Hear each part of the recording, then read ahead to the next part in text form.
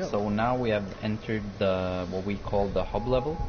This is the level that you visit every time that you finish the chapters of Among the Sleep. And here we wanted to really show the world when it starts crossing over to the more surreal. So you have a floating island of rock and some pipes. Floating in the void. Yeah, floating in the void in the middle of nothing, and then you come to this warm and nice playhouse. So it has this introduces the surreal aspect, the more dreamlike aspect of the game. Goodbye, Teddy.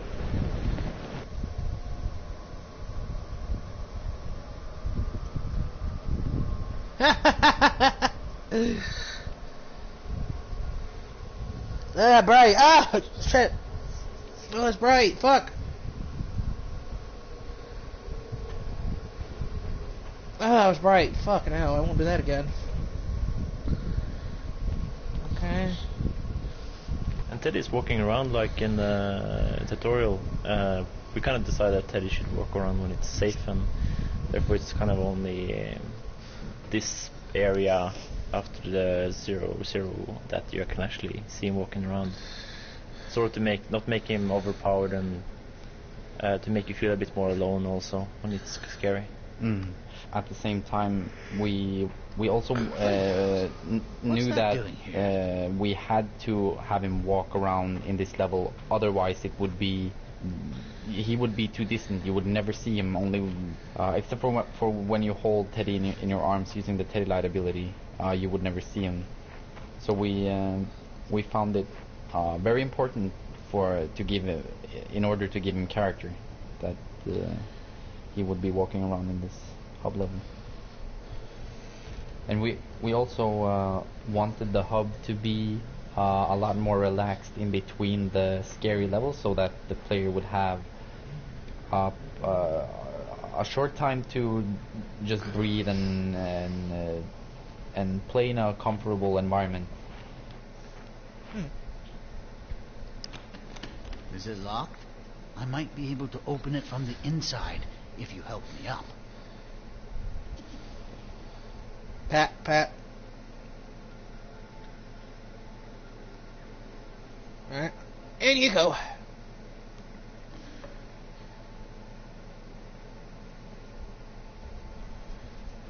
Whoa, look at this place.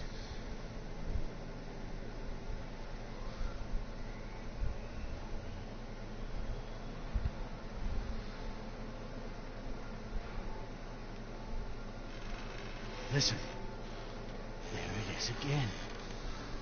It sounds like it's coming from behind this door. There must be a way to open it. It seems like these are connected somehow. Teddy?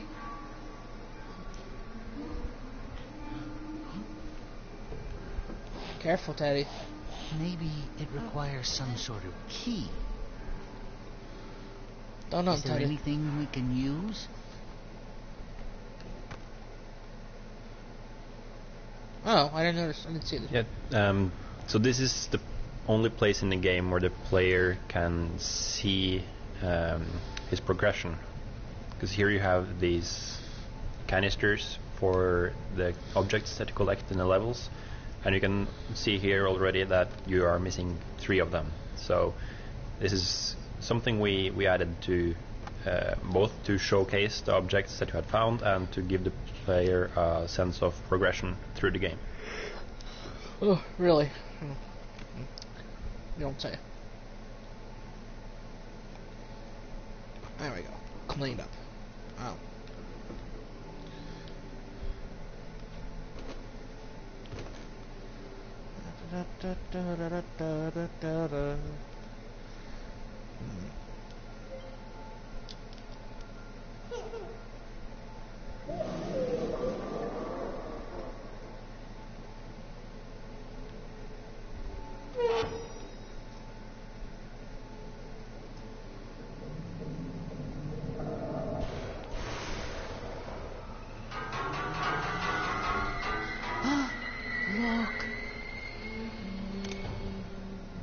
means.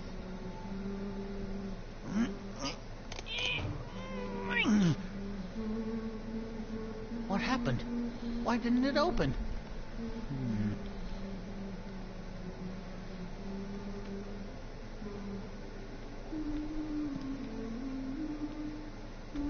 Maybe we have to press both at the same time.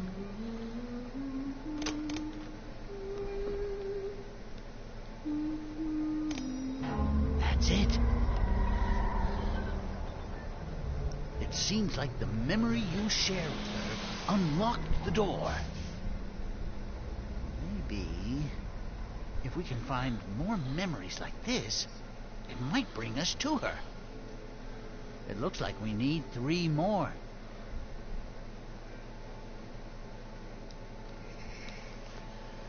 In this small area, after you open the door in the hub, you can see, you can get a sort of a small taste of what the setting of the next chapter will be like. Cool. That's level hub. Level 2.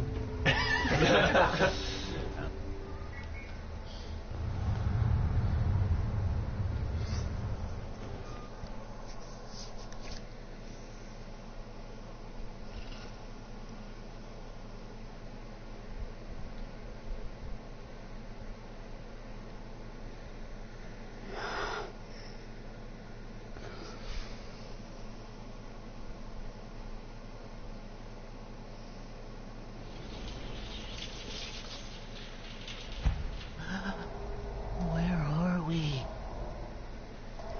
You know what I like best about this level is that what I hate the most is the first thing you see, which is a xylophone. I really don't like that. But It's a bit cool though, as it's a xylophone bridge later, or it's a reference to a thing that comes later in the same chapter. oh yeah, but okay, yeah, that's true. Well, it makes a funny sound. That's true. Oh, how come you don't like the... Because I don't like the sound. Oh, I think it's awesome. Just the like we talked about earlier, that the game is so heavily based on physics. It's definitely been a challenge to make it, and it's caused several problems. But it also just gives a really good physical feel of the whole. Of the whole game, and just being able to throw an object like this, the xylophone, and hear the sound as it just hits the ground and bounces, I think it's really good.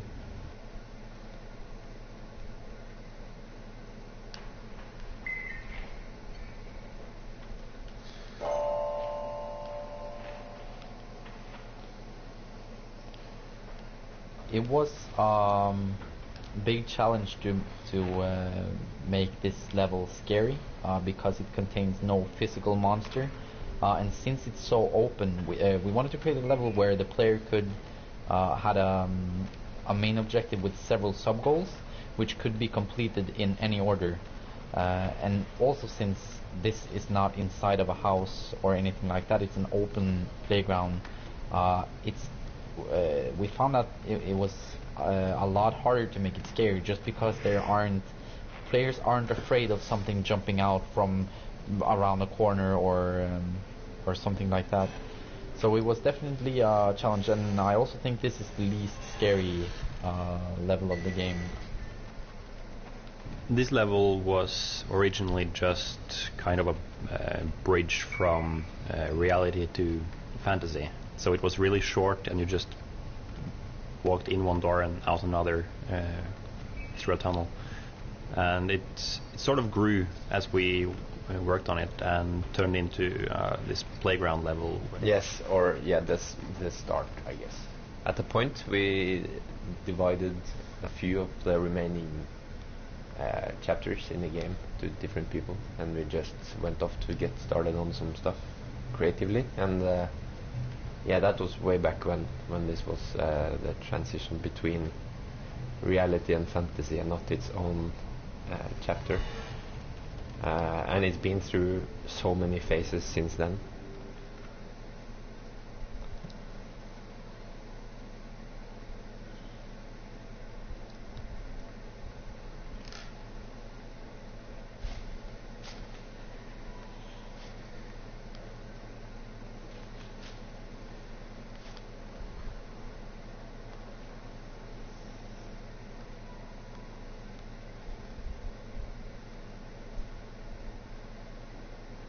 Right here is probably my favorite thing about this level is the fire flowers. Like there's ones who rise up from the ground and ones who are actually on the ground, and they both have like this kind of wind chimey sound when you walk on them. Sort of like it's kind of like they are small bells or something. And that's one of the few things that I actually really like about the audio in the end. These are so subtle and kind of magical yet kind of concrete because you actually are bumping into these flowers. It's important to note also how different this is in terms of setting and theme from the first level of the game, the house. This is after the hub level, you have a transition to this completely far out, magical, almost fairy tale like type of environment. You're suddenly in a cave with glowing flowers and there's a abandoned playground. It's important to note also how different. It's been huge changes and small ones. Like for instance, the owl you see by the carousel. I think that one took a lot of iterations because people didn't notice it, and then we kind of had this kind of flame that you kind of see vaguely now, but it was too bright, so people thought it was dangerous, so they didn't want to touch it, and it was kind of we used a lot of time to kind of tweak it so it would seem easy to see yet safe to touch. I remember quite a few testers commenting like either they didn't notice it or it was too scary.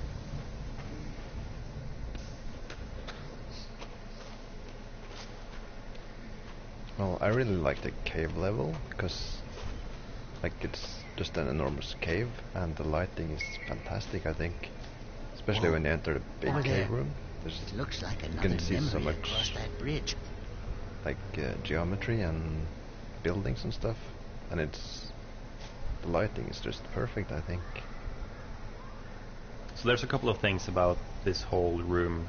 We wanted to quickly introduce the end goal, which is the playground castle in the background, which is what you want to reach at the end, and also present the means for you to get there, which is the bridge from the tower over to the castle.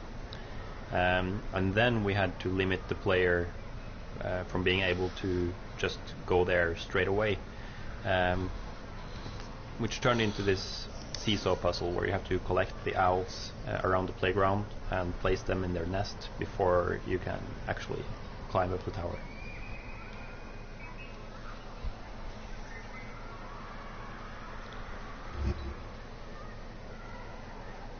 It's a lot of sounds being triggered on slides, so you take away a lot of the children's sounds when you slide down, so it's more vague. When you're down here, they sound like they're far away, whereas when you're up there, it sounds like they are down here. So it's kind of wanted to give impressions that there were little kids around in a way, but not really around you. This whole place is about loneliness for me, this whole level.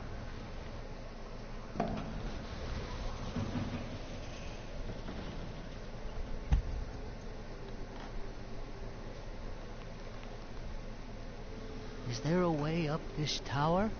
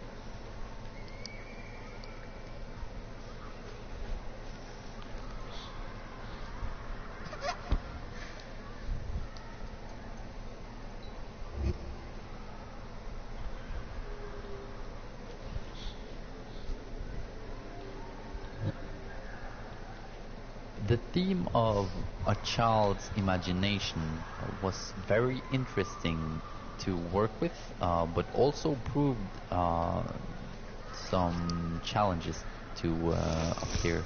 For instance, in level 2, you are collecting these owls, which is placed in something that looks like a nest on one end of a seesaw. The idea was that the child thinks that these owls are heavy enough to keep the weight of the seesaw down so that the child can climb onto the climbing tower. And because this is the child's perception of reality, then that is the reality. And I think that idea is very cool. The problem with it is that this is not something that is in any way, shape or form explained within the game, and so that a lot of people just don't understand. So when they are confronted with the task of, hey, you need to get these owls and bring them back here, then since people don't understand that whole thought process of it, it just becomes, oh, I have to collect these random items and that's gonna help me up. So it felt to people, or to some people at least, it felt like just a stupid or a nonsensical fetch quest. But it did actually have what I think is a pretty cool little backstory to it. And there were many of these situations that we wanted to do something really weird and crazy just because we were able to play around with a child's imagination. But it turned challenging to communicate this with our players.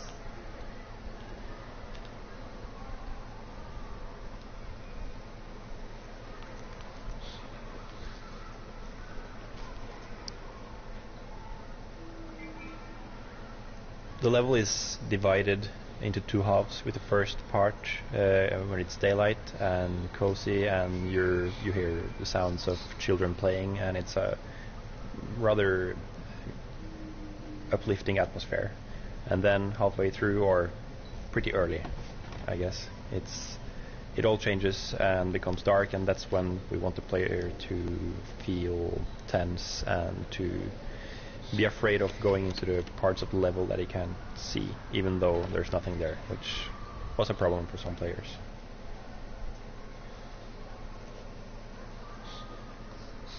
Now we're at the shed, and so far the level has been very not threatening, completely different from, well, more similar to the intro to the tutorial level than the scary dark level 1.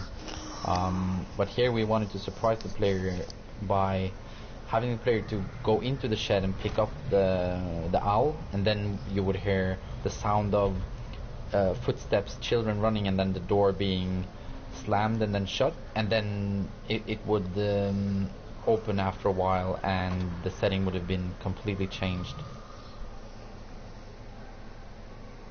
I'm just really proud of, or pleased with the transition when you enter the shed, pick up the owl, and you feel so trapped and abandoned and just alone, and the shift in atmosphere there is super effective, I think, and I love that moment.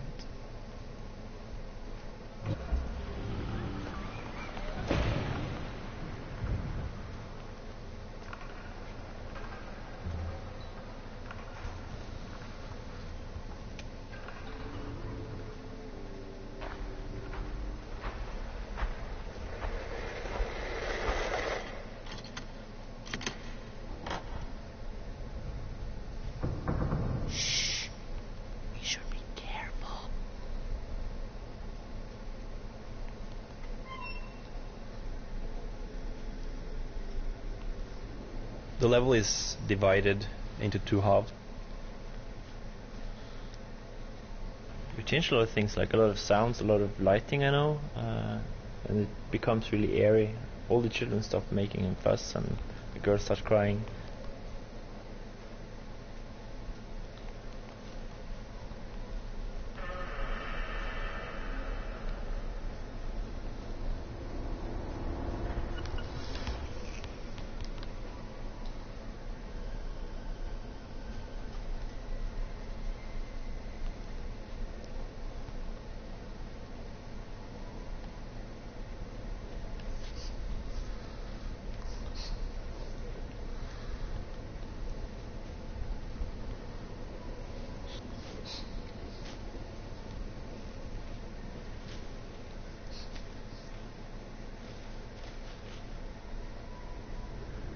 Tell us about saving, loading, and stuff. Well, basically for about maybe 1.5 years we had no saving whatsoever, and then we had to add that to the game because it was a feature we really needed. So yeah, so basically we added that like way too late into production, and there was like the game was not prepared at all for loading from any stage. So we had to do a lot of work to make that a possibility, and then we had to test it a lot and find all the weird bugs, like loading from a specific point in the game and maybe a chair was not positioned correctly, so you'd get stuck in a door or something. So saving, loading is something you would recommend people maybe to start from the beginning with? Yeah, exactly. It's just so useful to just have it always. It makes it easier to test from like a specific point in the level as well.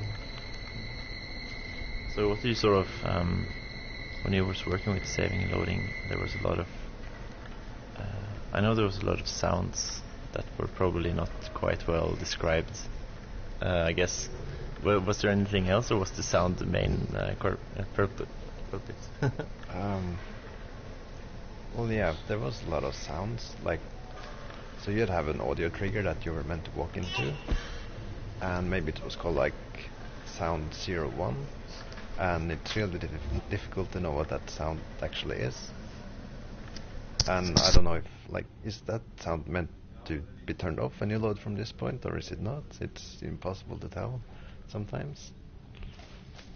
So I had to punch the audio guy a bit every now and then.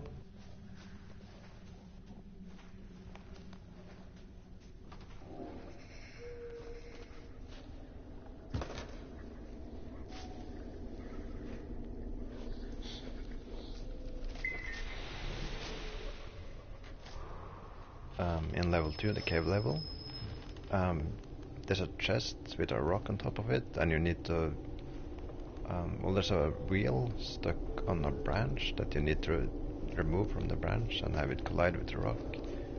And it used to be more complex, but it never really worked, so we had to make it as simple as it is in the game right now. And it's just not that fun because it's so easy. And I wish we could have had more time to implement that properly, the way it was originally meant to be. Do you guys remember how many times or how bad the wires or rope physics bugged out? I think that ropes have gone through 5-6 iterations of using different systems and making systems ourselves and just trying it to get to behave properly. And I guess the final version here is quite subtle and works quite well, but Totally, it's just totally worth it. Yeah, totally worth it. It's just a minor detail that Yeah. makes the entire game worth playing, right? I think we spent about 1 year to get the rope physics right. Good thing we use it everywhere in the game. That's kind of a thing that when you develop a game and you don't know what you're doing, you end up spending so much time trying out stuff, and it's really healthy. And of course you need to experiment, but after a while I think everyone lost a lot of their killed their darlings basically because it didn't work in the end, or it didn't fit with the overall narrative or anything. But that's definitely something interesting we learned from developing this game. It's just so many things you need to try out to make a game, and so many things that probably won't make it. And then we have the notorious chest puzzle. This the rope plays a part of this puzzle, as we mentioned the rope earlier. We've had so much trouble. The whole puzzle with just getting the tire to behave like we wanted it to, which it still is far from perfect than what we wanted. I think this is the puzzle we worked the most on that changed the least during the iterations, because we were afraid of changing it too much, I think, and we didn't really have a nice way to solve the problems that it has. And I think we never really felt like it fit with the whole you're a young child thing. Yeah. Because you stretch out and you grab this big heavy tire that's hanging there, and when you think about it, it doesn't really fit. But I don't think people have a big problem with it. It's probably the puzzle that I like the least. I like the idea and the design that we had, but it just never turned out the way I pictured it. And it was partly that the rope was really hard and just it lived its own life. But also we had the internal discussions of this puzzle shouldn't be in because it's too heavy, and people thought that it might break immersion and all that as well. Oh, this little baby owl is tired. Maybe she wants to go to sleep.